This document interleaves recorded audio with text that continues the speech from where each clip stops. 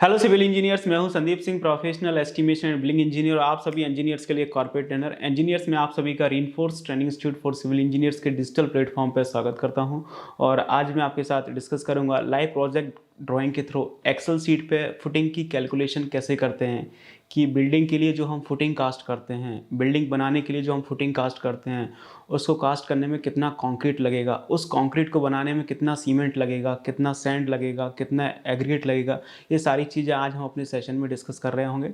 तो दोस्तों बने रहिए हमारे साथ, हम करते हैं अपने सेशन को स्टार्ट। तो ये देखेंगे इस तरह से, ये आपको एक एक्सेल शीट दिया हुआ है जिसके ऊपर ही हम सारी चीज़ें एग्जीक्यूट करने वाले हैं। ये आपका सीरियल नंबर दे रखा है, फुटिंग डिस्क्रिप्शन है, यहाँ पे नंबर ऑफ फुटिंग्स हैं जो कि आपके प्रोजेक्ट में होंगी, फुटिंग लेंथ दिया हुआ है, आपको फुटिंग का ब्रेथ दिया हुआ है, फुटिंग का डेप्थ है, यहाँ पे आपका फुटिंग का वॉल्यूम आएगा, टोटल वॉल्यूम आएगा, कंक्रीट की ग्रेड आएंगी, और ये आपको डीएफ वीएफ दे रखा है। डीवीएफ क्या होता है? आपका ड्राई वॉल्यूम फैक्टर होता है। सीमेंट दे रखा है, यहाँ पे सैंड दे रखा है, ग्रेड दे रखा है। इस तरह से मैंने एक नॉर्मल सा एक्सेल सीट बना रखा है जिसके थ्रू हम फाइंड आउट करेंगे कि एक फुटिंग को कास्ट करने में कितना कंक्रीट लगेगा और उसमें कितना सीमेंट सैंड एग्रीगेट लगेगा। तो ये देखेंगे इस तरह से हमारा एक G+2 स्टोरी का प्रोजेक्ट दे रखा है जो कि आप अक्सर हमारे सेशंस में देखते होंगे। इसी प्रोजेक्ट के थ्रू हम सारी चीज़ें एनालिसिस करने वाले हैं। तो फुटिंग का जो कैलकुलेशन होता है कि एक फुटिंग को कास्ट करने में कितना कंक्रीट लगेगा, उसके जो बेसिक फंडामेंटल होते हैं, मतलब एक फुटिंग में कितना कंक्रीट लगेगा, जितना कि उसका वॉल्यूम होगा। किसी भी आरसीसी मेंबर में कितना कंक्रीट लगेगा, जितना कि उसका वॉल्यूम होगा। तो वो फंडामेंटल मैं ऑलरेडी अपने प्रीवियस सेशंस में डिस्कस कर चुका हूँ। और उस फुटिंग को कास्ट करने में जो आपकी कंक्रीट लगने वाली है, उस कंक्रीट को बनाने में कितना सीमेंट लगेगा, कितना सैंड लगेगा, कितना एग्रीगेट लगेगा, इसके क्या स्टैंडर्ड फार्मूले होते हैं, वो सब चीज़ें मैं अपनी प्रीवियस सेशंस में डिस्कस कर चुका हूँ। दोस्तों अगर आपने अभी तक वो वीडियो नहीं देखा है तो मैं आपको डिस्क्रिप्शन में लिंक दे दूँगा, वहाँ पर आप जाके देख सकते हैं। यदि दोस्तों आपको वीडियो अच्छा लगे तो प्लीज़ आप उसे लाइक करिए, अपने फ्रेंड्स के साथ शेयर करिए, और आपने अभी तक चैनल को सब्सक्राइब नहीं किया तो प्लीज़ आप चैनल को सब्सक्राइब कर लीजिए, बेल आइकन को प्रेस कर लीजिए, तो आपको न्यू वीडियो का अपडेट मिलता रहेगा। तो चलिए हम सेशन में आगे बढ़ते हैं। तो हम बात करने वाले थे कि फुटिंग की कैलकुलेशन कैसे होती है एक्सेल शीट पे। तो सबसे पहले आप ड्राइंग में जाइए, जो भी आपको ड्राइंग दिया हुआ है उस ड्राइंग में आपको फुटिंग का शेड्यूल दिया रहता है। तो आप फुटिंग शेड्यूल में जाइए और देखिए कि आपको क्या क्या चीज़ें दे रखी हैं। ये देखेंगे, ये आपको फुटिंग का शेड्यूल दे रखा है। फंडामेंटल समझिए किस तरह से चीज़ें होती हैं। ये आपको फुटिंग का शेड्यूल दे रखा है। कोई सा भी प्रोजेक्ट हो, ये मैटर नहीं करता है, आप ड्राइंग खोलिए, उसके फुटिंग के शेड्यूल में जाइए और यहाँ पे आपको चीज़ें पता चल जाएंगी। F1, F2, F3। इस प्रोजेक्ट में केवल 3 फुटिंग यूज़ हो रही हैं, F1, F2 और F3। तो F1 फुटिंग का लेंथ और ब्रेथ आपको दे रखा है 2000 मीटर बाई 2000 मीटर का है। ओ सॉरी, जो आपका F1 फुटिंग है वो आपका 2 मीटर का दे रखा है, और उसका जो ब्रेथ है वो आपका 2 मीटर का दे रखा है, और इसका जो डेप्थ है वो कितना 400 मिलीमीटर का है। और इसी तरह से जो आपका F2 फुटिंग है उसका लेंथ कितना है 2.2 मीटर है, और जो ब्रेथ है वो कितना है 2.2 मीटर है, और जो आपकी डेप्थ है वो कितनी है 450 मिलीमीटर आपको दे रखी है। और जो आपका F3 फुटिंग है उसका लेंथ आपको 2.4 मीटर दे रखा है, ब्रेथ आपको 2.4 मीटर दे रखा है, डेप्थ आपका 450 मिलीमीटर दे रखा है। तो इस तरह से कोई सा भी फुटिंग का शेड्यूल हो वहाँ पे आपको ये पूरा डिटेल मिल जाएगा, जिसके थ्रू हम एक्सेल शीट पे क्वांटिटी कैलकुलेट करेंगे। क्लियर? लेकिन यहाँ पे ये नहीं दे रखा है कि आपका F1 फुटिंग कितने नंबर है इस प्रोजेक्ट में, F2 फुटिंग कितने नंबर है इस प्रोजेक्ट में, F3 फुटिंग इस प्रोजेक्ट में कितने नंबर है, वो सब चीज़ें नहीं दे रखी हैं। तो मैं ऑलरेडी हम वो सब चीज़ें एनालिसिस कर चुके हैं। इस प्रोजेक्ट में जो आपका F1 फुटिंग है वो आपका 4 नंबर है, F2 फुटिंग है वो आपका 10 नंबर है, F3 फुटिंग है वो आपका 4 नंबर है। ये आपको कहाँ से पता चलेगा? इसके लिए आपको फुटिंग का लेआउट प्लान देखना पड़ेगा, वहाँ पर जाके चीज़ें काउंट करनी पड़ेंगी। ये देखेंगे, ये आपको फुटिंग का लेआउट प्लान दे रखा है।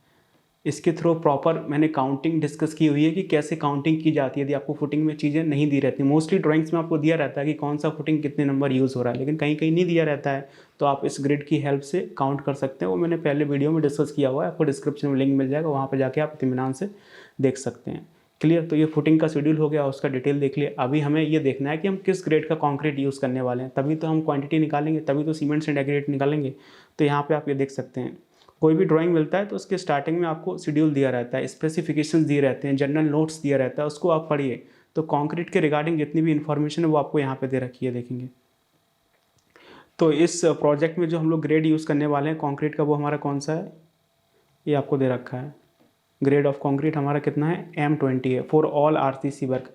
जो भी आप ये G+2 स्टोरी का प्रोजेक्ट देख रहे हैं, इसमें जितने भी आपके RCC मेंबर हैं सभी को कास्ट करने के लिए हम लोग क्या यूज़ कर रहे हैं, M20 कंक्रीट यूज़ कर रहे हैं।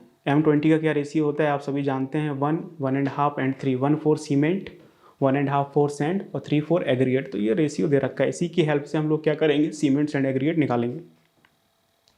तो चलिए फिर हम एक्सेल शीट पे चलते हैं और इसको एनालिसिस करने की कोशिश करते हैं। ये देखेंगे, ये आपका एक्सेल शीट दे रखा है, इसको थोड़ा सा जूम कर लेते हैं ताकि आप सही से देख पाएंगे। तो यहाँ पे सीरियल नंबर में आएंगे, हमारे पास 3 फुटिंग है तो हम 1 2 और ये 3 डाल देते हैं। इसके बाद आपका फुटिंग डिस्क्रिप्शन आ जाता है। तो इस प्रोजेक्ट में हम लोग 3 फुटिंग यूज़ कर रहे हैं, F1 F2 और आपका F3। तो इसको यहाँ पे आप मेंशन कर दीजिए, F1 F2 और ये आपका F3। तो ये 3 फुटिंग यहाँ पे आपकी आ गई हैं। अब मैं आपको बता चुका हूँ ऑलरेडी कि आपका जो F1 फुटिंग इस प्रोजेक्ट में कितना है, 4 नंबर है। F2 फुटिंग इस प्रोजेक्ट में 10 नंबर है और F3 फुटिंग क्या है इस प्रोजेक्ट में 4 नंबर है। तो इस तरह से टोटल इस प्रोजेक्ट में आपकी कितनी फुटिंग्स हो जाती हैं, टोटल आपकी इस प्रोजेक्ट में हो जाती है 18 फुटिंग्स। मींस इस प्रोजेक्ट में हम लोग 18 फुटिंग यूज कर रहे हैं, जो कि G+2 स्टोरी का प्रोजेक्ट है। अब इसमें हमें क्या डालना है, फुटिंग का लेंथ डालना है, फुटिंग का ब्रेथ डालना है, फुटिंग का डेप्थ डालना है, तभी आपकी कैलकुलेशन हो पाएगी। तो ये आपको ड्राइंग में दे रखा है, जो कि मैंने आपको स्टार्टिंग में भी बताया था। एक बार आप फिर से देख लीजिए यदि आप भूल गए हों तो। ये देखेंगे, ये आपको दे रखा है यहाँ पे आपको F1 फुटिंग, F2 फुटिंग और F3 फुटिंग का लेंथ, ब्रेथ और डेप्थ आपको यहाँ पे दे रखा है। तो आप यहाँ से टेक ऑफ करके एक्सेल सीट में मेंशन कर सकते हैं। तो वही हम करने वाले हैं यहाँ पे। ये देखेंगे, F1 फुटिंग का आपको लेंथ कितना दे रखा है, 2 मीटर दे रखा है। ब्रेथ कितना दे रखा है, 2 मीटर दे रखा है, क्योंकि क्या है आपका ये स्क्वायर फुटिंग है। और इसका डेप्थ कितना दे रखा है, 0.4 मीटर दे रखा है। क्लियर। और इसके बाद आप F2 फुटिंग देखेंगे तो उसका लेंथ कितना है, 2.2 मीटर है। ब्रेथ कितना है, 2.2 मीटर है। और इसका जो डेप्थ है वो कितना है, 0.45 मीटर है। क्लियर। और इसका जो हमारा F3 फुटिंग है वो कितने का दे रखा है, 2.4 मीटर का दे रखा है। ब्रेथ कितना है, 2.4 मीटर है। और डेप्थ कितना है, 0.45 है। इस तरह से जितनी भी हमारी फुटिंग्स होती हैं, F1 F2 F3 जितनी भी आपको दी हुई हैं, सभी का आप डिस्क्रिप्शन लिखिए, उसके नंबर्स लिखिए, उसका लेंथ लिखिए, उसका ब्रेथ लिखिए और उसका डेप्थ लिखिए। उसके बाद ही हम आगे कैलकुलेशन करेंगे। तो ये पूरे स्पेसिफिकेशंस हमने यहाँ पे लिख लिए हैं। अब हम यहाँ पे निकालने वाले हैं कि F1 फुटिंग को कास्ट करने में कितना कंक्रीट लगेगा। तो एक फुटिंग में उतना ही कंक्रीट लगेगा जितना उसका वॉल्यूम होता है। तो फुटिंग क्या है, आपका रेक्टेंगल है, उसका वॉल्यूम क्या होगा, लेंथ ब्रेथ इंटू डेप्थ। तो आप मल्टीप्लाई कर लीजिए। अब एक्सेल में मल्टीप्लाई कैसे होता है, सबसे पहले आप इक्वल को प्रेस करिए। इक्वल प्रेस करने के बाद आप यहाँ पे फुटिंग लेंथ डालिए जो कि 2 मीटर है, इंटू फुटिंग ब्रेथ डालिए जो कि 2 मीटर है, और इंटू फुटिंग का डेप्थ डालिए जो कि कितना है, 0.4 मीटर है। और एंटर प्रेस करेंगे तो आपका ये वॉल्यूम आ जाएगा। ये देखेंगे, F1 फुटिंग है, उसको कास्ट करने के लिए साइड पे हमें 1.6 मीटर क्यूब कॉन्क्रीट लगेगा, जो कि उसके वॉल्यूम के बराबर होगा।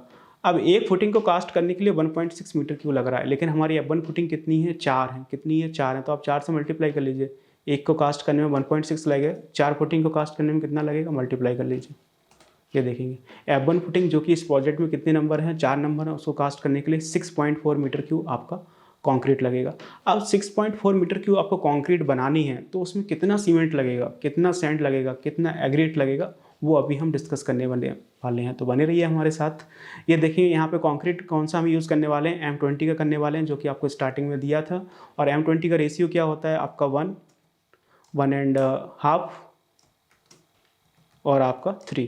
तो ये आपका M20 का रेशियो होता है, आपको पता होना चाहिए। ठीक है, 1/4 आपका सीमेंट, 1.5 4 सैंड और 3/4 एग्रीगेट। ड्राई वॉल्यूम फैक्टर क्या होता है, 1.54 होता है, जो कि मैंने प्रीवियस सेशंस में बहुत ही डिटेल में डिस्कस किया है। डिस्क्रिप्शन में लिंक मिल जाएगा, आप जाके देख सकते हैं। बेसिकली 1.54 क्या है, आपका ड्राई वॉल्यूम फैक्टर है, जो कि हम वेट वॉल्यूम को ड्राई वॉल्यूम में कन्वर्ट करने के लिए यूज़ करते हैं। क्लियर। किसी भी आरसीसी मेंबर में जो हम कंक्रीट पोर करते हैं वो हमेशा वेट फॉर्म में करते हैं, लेकिन जब आप मार्केट से मटेरियल प्रोक्योर करते हैं तो हमेशा ड्राई फॉर्म में होता है। तो जो भी कंक्रीट होता है उसका जो हम वॉल्यूम कंसीडर करते हैं 54% एक्स्ट्रा कर लेते हैं, ताकि चीज़ें आपकी कंपनसेट हो जाएं। बेसिकली होता क्या है, जो आपका सीमेंट होता है, आप कंक्रीट बनाने के लिए क्या करते हैं, सीमेंट लेते हैं, सैंड लेते हैं, एग्रीगेट लेते हैं, तीनों को प्रॉपर तरह से मिक्स करते हैं, उसके बाद उसमें पानी मिलाते हैं। जैसे ही आप सीमेंट सैंड एग्रीगेट में पानी मिलाएंगे ना, आपका वॉल्यूम श्रिंक हो जाएगा। जब आपका वॉल्यूम श्रिंक होगा तो उसको कंपनसेट करने के लिए ही हम 54% एक्स्ट्रा ले रहे हैं। यही होता है आपका वेट वॉल्यूम को ड्राई वॉल्यूम में कन्वर्ट करने के लिए, जो कि 1.54 होता है। तो हम यहाँ पे सीमेंट निकालेंगे। सीमेंट कैसे निकालेंगे, सीमेंट किसके लिए निकालनी है, टोटल वॉल्यूम के लिए। तो यहाँ पे आप इक्वल प्रेस करिए। यहाँ पे आप ध्यान से देखिए कि हम सीमेंट का फॉर्मूला कैसे लगाते हैं। तो सबसे पहले हमने इक्वल प्रेस किया, उसके बाद हम लोग क्या करने वाले हैं, ब्रैकेट ओपन करने वाले हैं और क्या लिखेंगे, वॉल्यूम। तो वॉल्यूम क्या है आपका, 6.4 मीटर क्यूब है। हमेशा वॉल्यूम में क्या डालना है, टोटल वॉल्यूम डालना है। तो वॉल्यूम हमने डाला कितना, 6.4 meter cube into dry volume factor, जो कि हमारा क्या है 1.54, इंटू सीमेंट रेशियो, जो कि आपका क्या होगा, इस ग्रेड के अकॉर्डिंग 1, और इंटू आपका 29 हम क्यों यूज़ कर रहे हैं, आपका मीटर क्यूब को बैग में कन्वर्ट करने के लिए। मैंने आपको प्रीवियस सेशंस में बहुत ही डिटेल में फार्मूला डिस्कस किया था, नहीं देखा तो डिस्क्रिप्शन में लिंक मिल जाएगा, आप देख लीजिए। और divided by summation of ratio. Summation of ratio क्या हो जाएगा, 1 प्लस 1.5 और प्लस आपका 3। तो ये हमने सीमेंट का फार्मूला लगा दिया। वॉल्यूम जो कि आपका 6.4 मीटर क्यूब है, इनटू आपका ड्राई वॉल्यूम फैक्टर जो कि आपका 1.54 है, इनटू 1 जो कि आपका सीमेंट रेशियो है, इनटू 29 जो कि हमारा कन्वर्जन फैक्टर है मीटर क्यूब को बैग में कन्वर्ट करने के लिए, क्योंकि मीटर क्यूब में सीमेंट आपको मार्केट में नहीं मिलती है। क्लियर। और divided by summation of ratio enter करेंगे तो आपका ये सीमेंट निकल के आएगा। कितना आएगा? 51 बैग्स आएंगे।